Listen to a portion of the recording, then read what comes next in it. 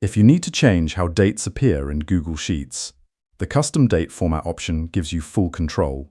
Here we have a sales spreadsheet with dates currently shown as day, month, year. First, select the entire date column by clicking on the column header. With the column selected, open the Format menu at the top. Hover over Number to see the formatting options.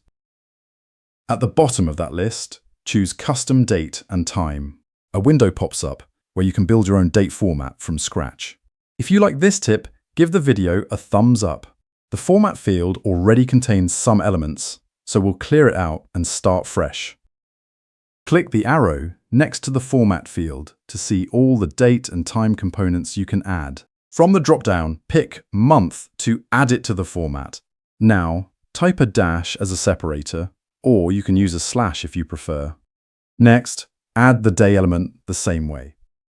Type another separator, like a dash or slash, then add year to complete the date structure. Now, let's adjust how the year is displayed by opening its options. Choose 4-digit year to show the full year. Click Apply to save the new format. The dates in the column instantly update to the new format. That's how you customize date formats in Google Sheets to match your preference. Thanks for watching, and don't forget to subscribe for more spreadsheet tips.